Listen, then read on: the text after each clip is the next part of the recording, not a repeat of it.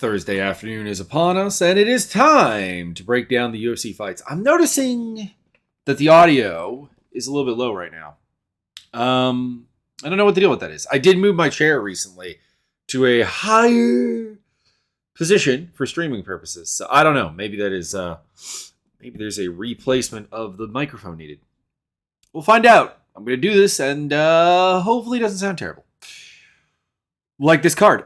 No, this card is actively quite bad. Sean Strickland versus Magomedov in the main event. Magomedov is in his second UFC fight and in a main event. And it's not like he's some undefeated super prospect with like a great background or something. He doesn't. He's 25-4-1. He's lost to, I want to say, 4 dudes not even ever having been in the UFC. Was Lewis Taylor ever in the UFC? Mikel Parlo was. I think was Andre Stahl? He was, wasn't he? Yeah, he lost to Gilbert Burns and Santiago Like, he had a really good fight with Gilbert Burns, and then like got demolished by Ponzinibbio, and then ended up out of the promotion. All right, I can't say that, but like a guy who has losses to 2, maybe 3 dudes who are not in the UFC anymore, and Rafael Monks, pardon me. He's not a bad fighter, truthfully, but like as a main event fighter, this is pretty damn weak. And of course, every time Sean Strickland fights, we have to deal with this stupidity of the Sean Strickland show and the character that Sean Strickland plays. And yes, I do say it's a character. Like people try to use that as like this grand defense whenever anyone gets offended by like what Strickland's doing. And they're like, it's just a character guy to sell fights. And my response is, it's a pretty crappy character. And one that has like no consistency. Like when you're like, we need to get women back out of the workforce and in the kitchen to raise kids. And really the big threat is that kids are being raised on TikTok. Like, my guy, you are basically TikTok. Like if kids stop being raised on social media and TikTok, Strickland would have zero appeal.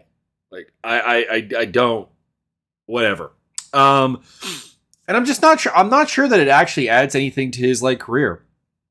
People keep saying this, like, he's in the main event of an Apex show. The guy has been ranked as a top 10 middleweight in the UFC for a long time. I think he's like, outside of like maybe Robert Whittaker, he's probably been in the top 10 longer than anybody else. And he says yes to every fight the UFC puts in front of him. Short notice? Fine. Dude with no real upside. Like, beating Magomedov does nothing for him, yet he accepted this fight and is in the main event of an Apex show. They're hoping he loses. Because, like, let's face it, there's nothing more to Strickland if he wins. Like, if Strickland wins, it does nothing for the promotion. I'm not sure that if Abus wins, it does anything for the promotion, but we do have this weird, heavily loving of like Dagestani and Chechen fighters for no other reason. Like, don't get me wrong, this is not an anti-Habib, anti-Islam Makhachev thing. Great fighters, amazing fighters. I have no problem with the actual amazing fighters from that part of the world. The problem is that they're all considered amazing and like, oh, this will be the next Habib. This will be the next Habib. This will be the next Habib. And it's like, okay, Umar, dope. Khamzat Chimaev, problematic, but dope as a fighter. Makhachev, dope. And then like, I do have some like hope for Ikram Aliskerov, but not a ton. But like the rest of them, no, not really. They're not bad, but they're not groundbreaking. They're not amazing. And that basically sums up my thoughts on Abus Magomedov and like this fight. Oh, okay. One last thing.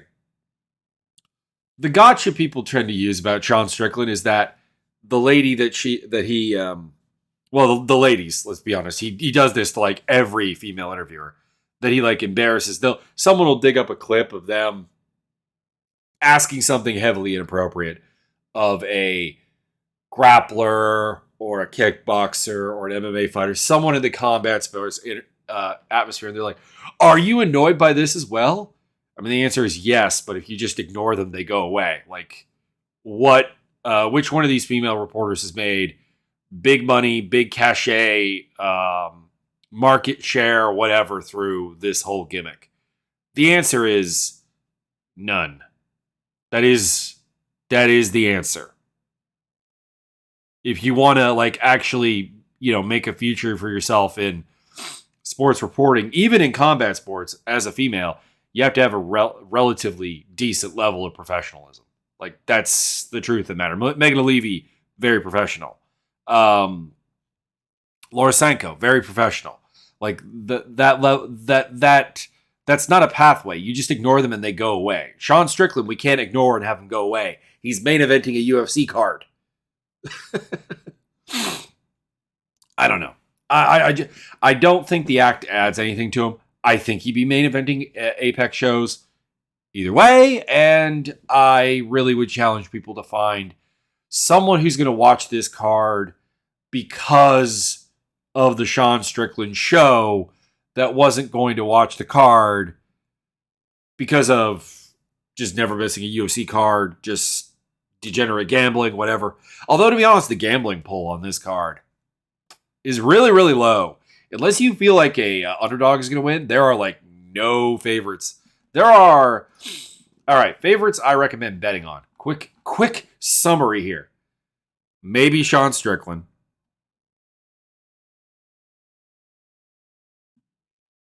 I'm scrolling.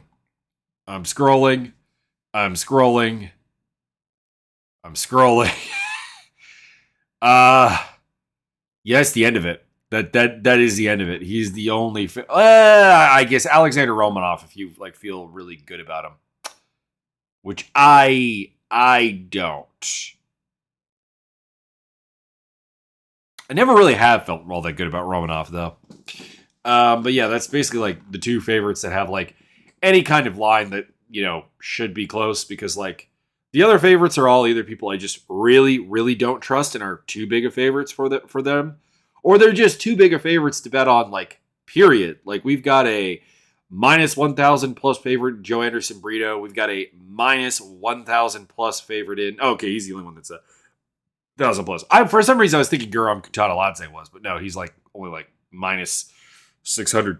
We'll get into specifics on him later, but like, there's nothing really here unless you really feel like an underdog's going to win. All right, main event: Sean Strickland and Boost Magomedov. I think I've covered this basically. Sean Strickland's going to fight how he normally does. He's tough. He throws volume. He works behind a jab. He pressures you down. He destroys you by like a million paper cuts. And Abus Magomedov is just not that good. He's got some power. He's got a grab bag of submissions. And, some of them are very, very, very weird. He's not an amazing wrestler. He's not particularly clean as a technical striker or grappler. He's not a particularly amazing athlete. These are the things that tend to beat Sean Strickland as a fighter. I've always said this. Sean Strickland as a fighter, I actually have no problem with. It's just coupled with all the other bullshit, his fighting style doesn't make any sense. And I'm picking him to win a TKO here because he's got 5 rounds to finish Abus. Abus is not super durable. One would think 25 minutes of him doing his thing would get the job done. By the way, I have the sniffles, so if the voice sounds off, it's not necessarily the mic. It's just me being, I think coming down with a cold because it doesn't feel like allergies. Co-main event: Damir Ismagulov versus Grant Dawson. This fight I like a lot more. I'm a big fan of Damir Ismagulov. Always have been. Dude is super technical. Works behind a jab really effectively. Good counter wrestling. Good, well-rounded fighter. Makes the absolute most of what he's got. Game plans well. Like he is my dream fighter. He is the guy I want to root for. However, there's some drama here as well with him talking about retirement. And of course, the assumption is that really he just wants to go back to fight an ACB and make that sweet money over in the Caucasus. So how motivated is he for this fight? And how much is this a fight that, even motivated, he doesn't really actually win? Because 155 is a place of like great athleticism. Don't get me wrong. You cannot athlete your way through 155. But it is almost impossible to make your way through 155 without some outstanding physical characteristic. Some X factor that Demir just doesn't have. I don't think he's unathletic or anything like that, but he's just not impressive in a physical manner in any specific way. And Grant Dawson is. Like, he is legitimately physical and legitimately getting better since he parted ways with Glory MMA Fitness and moved down to, I think it's American Top Team. It's one of the Florida camps. Yeah, it's ATT. And he's getting better as a striker. He's still worse than Demir, I would imagine. Like, if Demir stuffs his like first takedown in like 30 seconds into the fight or whatever, and it's like a good takedown. I'm not talking like a desperation outside shot or something. But like, Dawson gets deep in a single, deep in a double, whatever, and he can't get Demir down. This is going to go downhill really, really, really quickly for him. But he's got the raw physicality.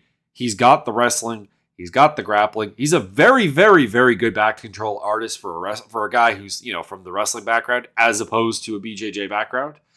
And I don't think he taps Demir because Demir's never been tapped, never really even been in trouble on the ground.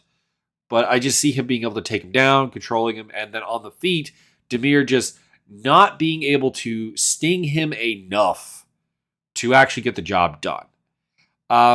I can't say I'm surprised that Ismagulov is the favorite at minus 110 to minus 132. I just don't know if his heart is really in it. And that really, and again, you got the athletic physical threshold that under best case circumstances, I would be tempted to pick Dawson. But then you add in the whole retirement angle.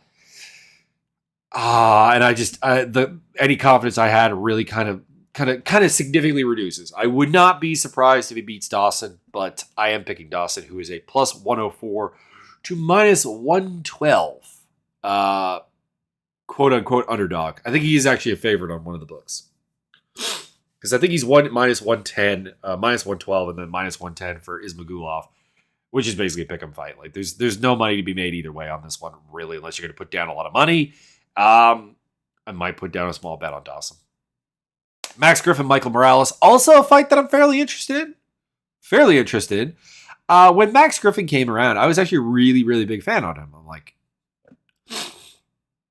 here's this guy who has this like interesting striking background. He's a competent wrestler. He's a good athlete. He's pretty good at game planning. When he beat Mike Perry, thank you. I loved it. It was great. It was one of the absolute highlight moments. And it wasn't even like a Mike Perry hate thing. It was, this guy came along and showed us depths to his game that I didn't know were there. And I've been waiting for that to kind of come back since, and it really hasn't. He's still winning a lot, still doing his thing, but he is 37 years old. A lot of what he does do is like physicality, which is at some point is going to fade.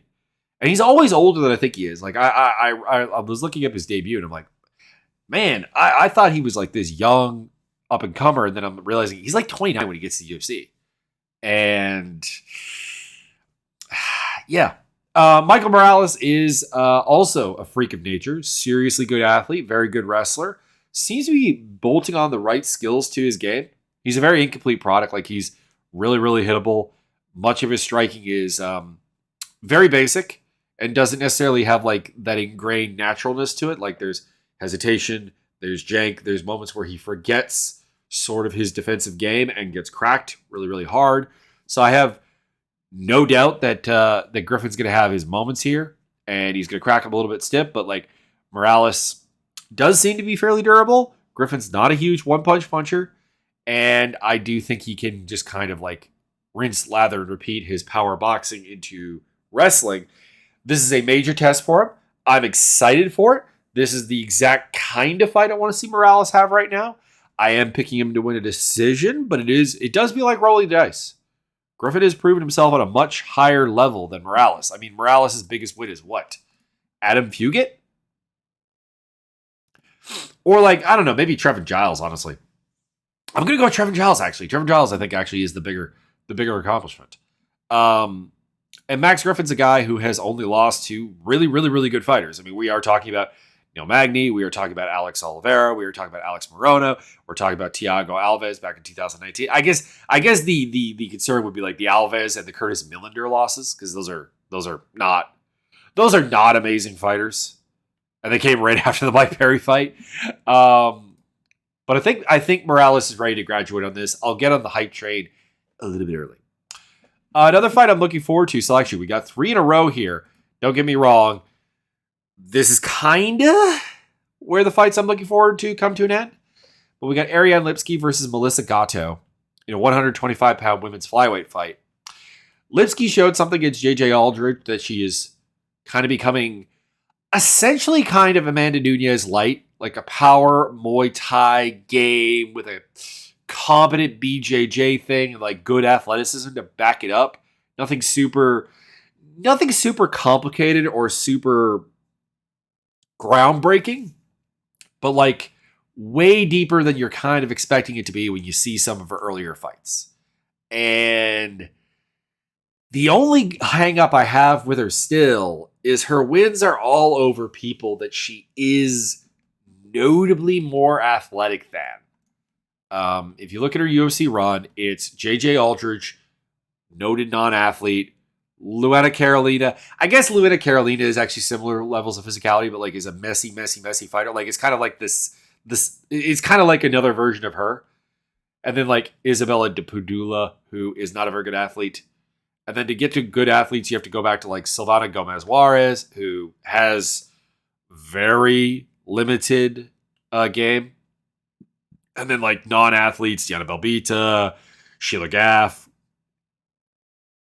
It's just kind of exploding on that. And like something Melissa Gato is not is unathletic. Gato has her own problems. She's got really bad takedown defense like instincts that end up with her on her back a lot. But like, is that Lipski's game? Is Lipski trains with Amanda Nunes, so there's every sort of chance in the world that she isolates that and starts just going for a takedown level game. But it's not really her.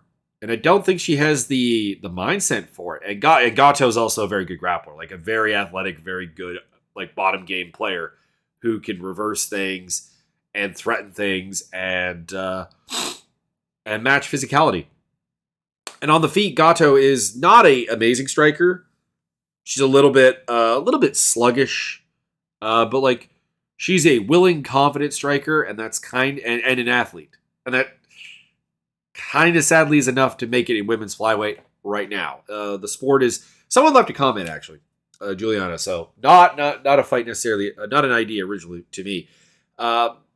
Women's MMA is still kind of behind on the developmental curve because it became a serious aspiration a lot later than men's fighting, and that means that a lot of this is still like, are you a good athlete? Check mark.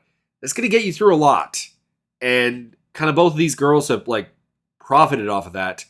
But Gato feels like the more athletic person and the person who is putting together a more sustainable game. And that's why I'm taking her to win by TKO, because Lipski does end up in bad positions on the ground. I think this fight will absolutely hit the ground. And while Gato is not some amazing ground and pound artist or whatever, I think you combine Lipski's like instincts that put her in really bad positions on the ground with Gato's ability to hit reasonably hard, and you've got a bad day. So yeah, Gato, TKO. What are the odds on this one? I'm actually a little bit interested. I know Gato's the favorite. Yeah, she's minus 225 to minus 250. Lipski plus 180 to plus 200. Not really bettable unless you think Lipski's going to win. If you think Lipski's going to win, obviously underdog odds always fine, but I don't know. It's a little bit wide. Benoit Saint-Denis versus Ismail Bonfim. All right, so this begins the part of the day where like there's a fighter I'm interested in each of these fights, and I just think that the guy he's fighting asks the wrong questions. Like, I'm a big fan of Bonfim. I think Renat Fakhretdinov can be pretty good. I think Joe Anderson Brito's pretty good. I think Garam Kutaladze is very, very good. I think that Alexander Romanov, if he sorts his shit out, is pretty good. But they're fighting people that are like just not the right person right now.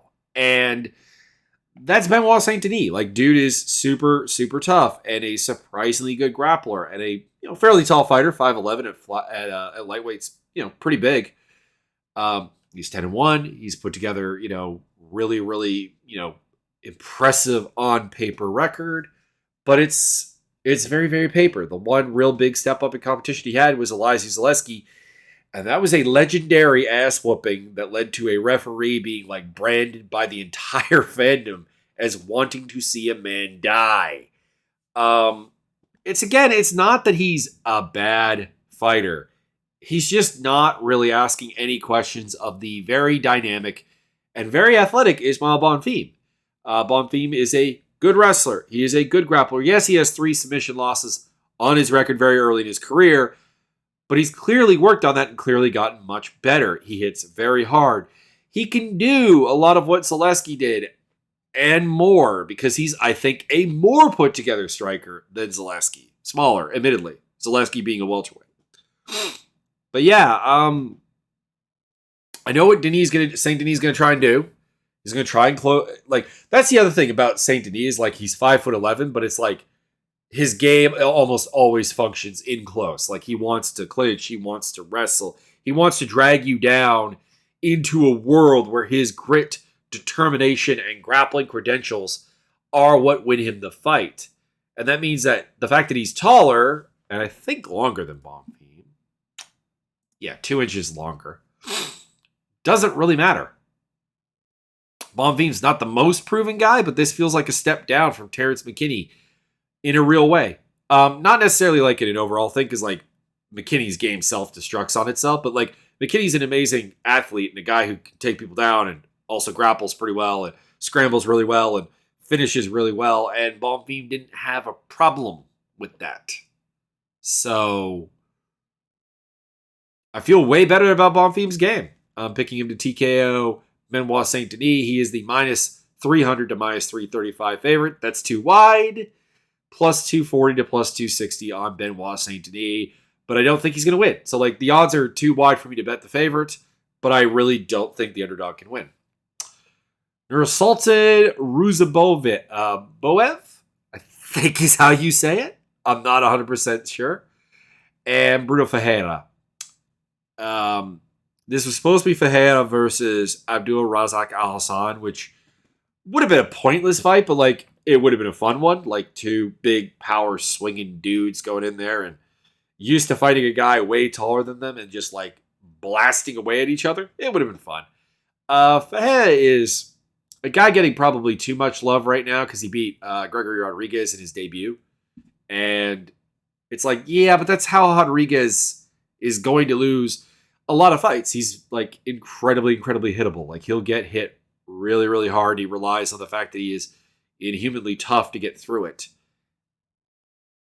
And Ferreira is a 5'10", 155er who likes to strike. He is definitely a powerful guy, definitely a good athlete and all of that. I appreciate that, but at the same time, I think there's a hard ceiling. I just don't think Nursultan is that. Nursultan is a guy who, despite the fact that he has 44 fights, kind of is a bit of I never can find a lot of footage on him, is kind of what it comes down to. He's got a lot of finishes. He's a powerful hitter. He's a grab bag submission artist, which is something I always use when it's like, you got a nice like variety of submissions here, but they're like submissions that don't work at a high level often. So it's like, how much of a setup do you actually have to make these happen? And, he's a 6.4 guy, so, and seems to be a decent athlete. But I'll go with Ferreira, and this is a weird main card fight. But then again, I mean, arguably Ferreira has a better resume than the dude in the main event. Actually, there's no arguably. He's 1-0 with a win over Gregory Rodriguez. The guy in the main event in the same weight class is 1-0 with a win over Dustin Stolfus. There you go. Ferreira by TKO, but nothing would surprise me here. Ferreira is a minus 182 to minus 230 favorite. Nursultan is plus 145 to plus 185. That's bettable. That's fine. If you've got a strong view on this fight, you can bet either of those lines. I just think it's too messy for me to really mess with. Kevin Lee, Renat Fakhretdinov. This was just kind of sad. Like, Kevin Lee is annoyed that he's on the prelims. I kind of agree. I don't really get why this isn't on the main card in place of like Fahea or Sultan, maybe. But Lee's not good anymore. His attempts at 170 have generally not worked in the past. Like, he's a guy who very much bullies people. He had a hard time dealing with the ghost of Diego Sanchez. He's a good wrestler still. He's a good athlete still. He's only 30. Maybe he has a resurgence, but he's not dealt with anyone that actually wants to take him down all that well outside of Gregor Gillespie. And I don't have much else to add. It's not really an exciting fight because I honestly just think we're in for a rinse cycle fight where Fakhretdinov takes him down, works his ground game, and repeat. Rinse, lather, repeat. Sure, if Lee can stuff his takedowns earlier, he's a more flashier and probably just generally better striker. Probably a generally better athlete. But he's in that weird spot where like he has a hard time making lightweight. And he's just too small for welterweight. For his game. Specifically. Fakhretdinov by decision, he's a minus 190 to minus 225 favorite. Lee is plus 155 to plus 172. I'm kind of rushing through this stuff because, as you could tell, the nose is very stuffed and being a problem here. Joe Harrison, Brito, Weston Wilson. It's a minus 1250 to minus 1600 favorite versus a plus 700 to plus 800 underdog. Brito by TKO. Like, Wilson is not good. Like, Wilson is not even the not good I'm talking about with, like, Magomedov or Nursultan or Fajera or, anyone else. Anyone else I've talked. He is the worst fighter on this card. He's a ridiculously tall featherweight. That's what he's got going for him. He's 6'1" with a 73-inch reach. That is ridiculous for the division. But he does not hit hard. He's Wonder Boy Thompson is one of his coaches. He's Wonder Boy without the technical depth and the physical once-in-a-lifetime athleticism. And Brito is an amazing tank of an athlete. He hits hard. He can submit you. He can wrestle you. He does everything with power. He's going to TKO Wilson. There you go. Yana Santos versus Carl Hossa. I was a big Carl Hossa fan. I have no idea what she's doing at 145 because she's 5'5". I'm Dawes. I have no idea what anyone's doing at 145. Is this division not dead? I don't actually know if I want the division to be dead. Like, the key is that I want the division to be dead if the UFC's continued idea of this is just not doing anything with it. Like, if you're not going to do anything with it, get rid of it. Let the 145ers congregate and filter into a critical mass at Bellator or PFL or wherever that they can have good fights. Or build the division. Or be that. The problem with the UFC is they're doing absolutely neither. Santos is a discount rate Holly Holm. I know it's harsh, but it's pretty true. It's pretty true.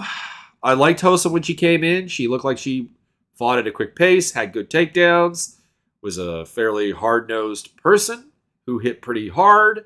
I was like, we have something here. We have something to be exciting about. And then it went downhill. The Landsberg fight, the McMahon fight, the Dumont fight, these are all deeply concerning. I'm plugging my nose right now. These are all deeply concerning, but I am still going to pick Hossa by decision because Santos is just not very good and I think is falling off physically. And a lot of her game was just like actually being a pretty reasonable athlete for the time period of women's MMA. Hossa is the favorite, minus 170 to minus 184. Santos is plus 138 to plus 145, which again is not really a bettable line. I don't know. I guess you could bet on Hossa, but I just have all kinds of bad feelings about Hossa. Guram Kataladze is going to destroy Elvis Brenner. He's going to TKO him. Brenner's not terrible. I'm not dismissing him the way I am Weston Wilson, because Weston Wilson's a guy I can't pick against anybody. I can pick Brenner against people. Brenner's a decently good grappler. Although it's a little bit the Boost Magomedov, the who else did I say was a grab bag submission guy? Nursultan. Same kind of deal where like it's a lot of unreliable submissions that he gets, like a lot of like arm bars from bottom and stuff. Like it's not replicatable on a UFC level.